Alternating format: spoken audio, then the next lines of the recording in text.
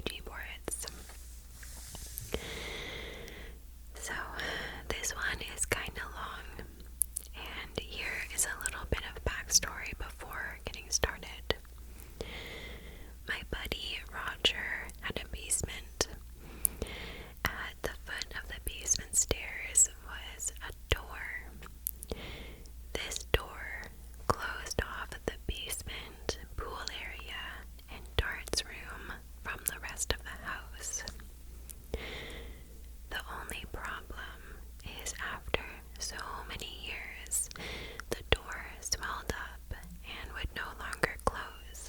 Trying to close this door was a task. It had swelled so much that the flooring had been gouged out from the door, scraping so hard against it.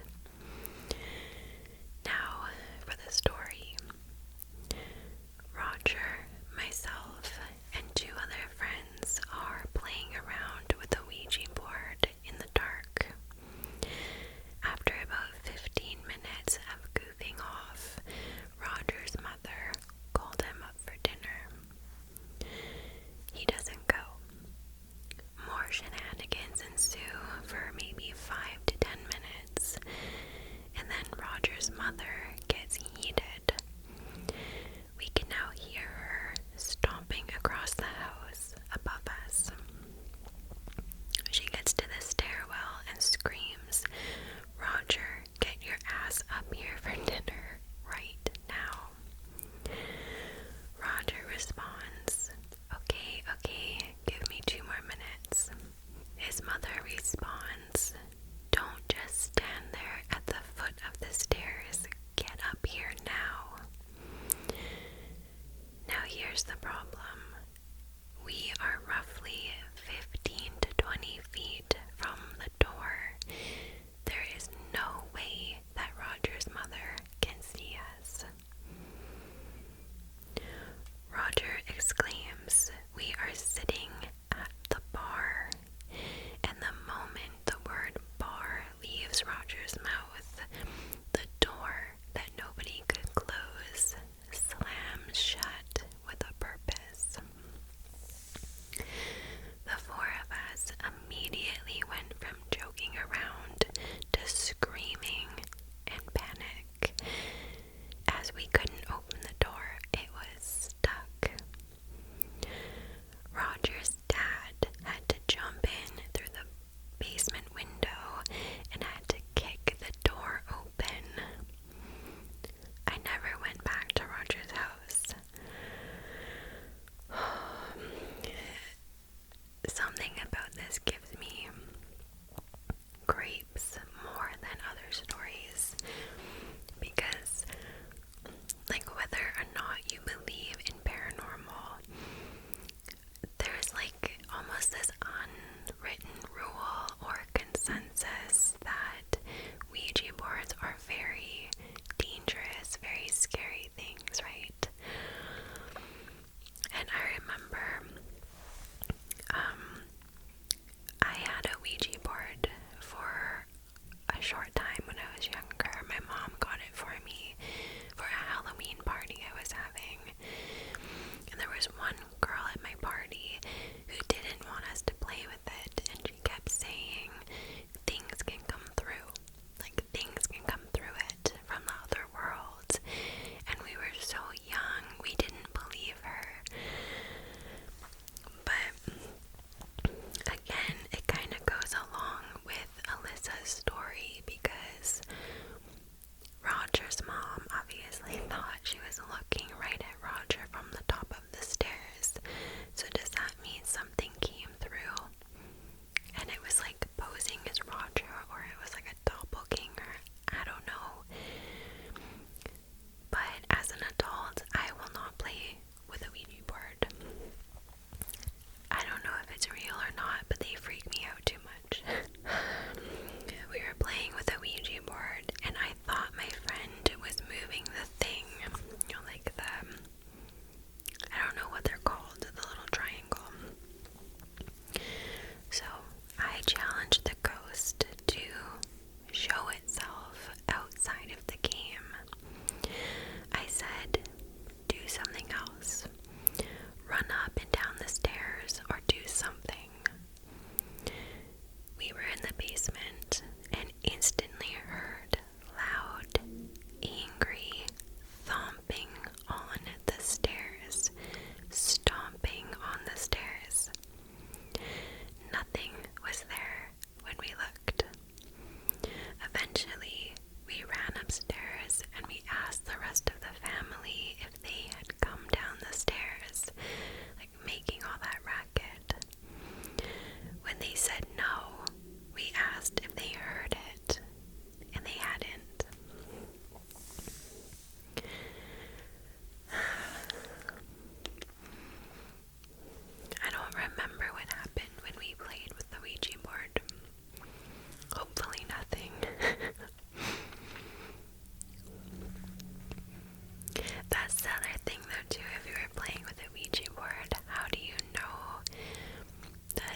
your friends? Like, how do you know it's legit, right? I feel like people could fake it so easily, but it's still so creepy. Okay, so while playing with a Ouija board, I jokingly asked a demon to take control over my body and make me successful for a price. I would have to pay this price later. 12 years later, and I'm successful with just a GED to my name, and magically, everything seems to work out in my favor every time. I'm still waiting on the punishment. However, when I gamble, I always lose. Like, no matter what. I have the worst luck ever. I can't even win $20. I always tell people at the casino to vote against me. Or no, to bet against me.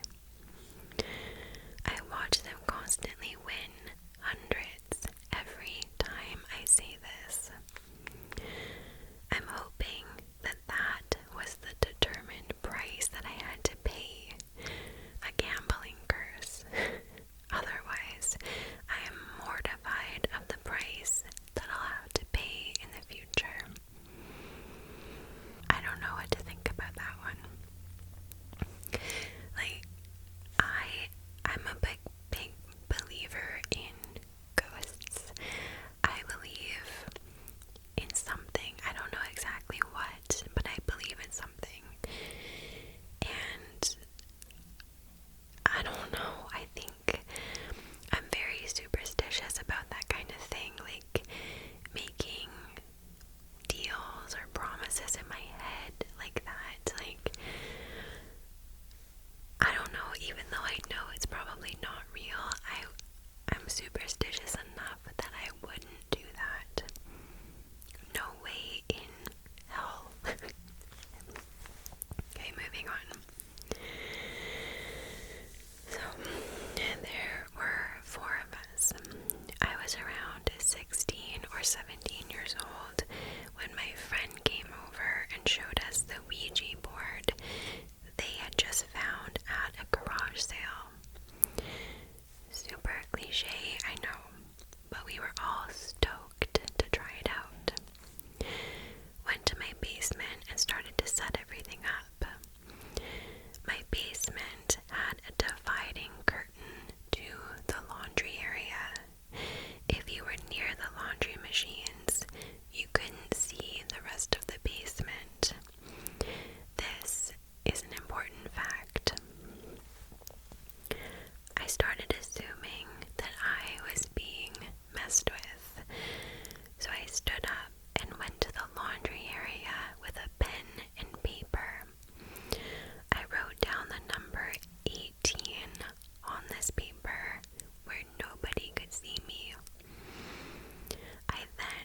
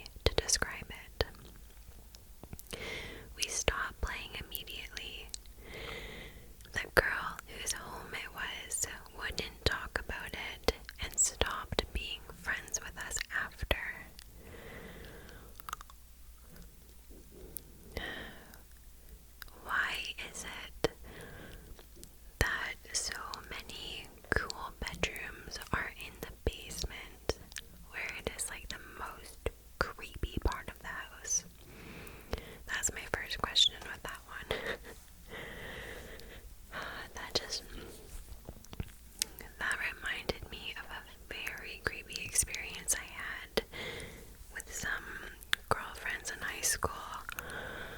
I don't actually know if I've talked about that here, but maybe I'll talk about that in a different video. It was something, it was one of the creepiest experiences of my life.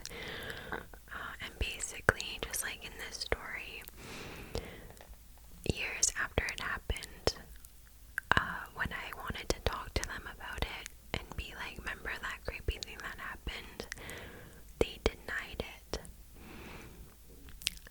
I'll save that for another video. Something very, they did something very creepy to me, and then years later they denied doing it. I'll save that for a whole video. Okay. So, a friend and I tried a Ouija board when we were around 12 years old. She had been seeing an old lady watching her sleep. So we're off to a good creepy start with this one. I thought that it was just night terrors or something.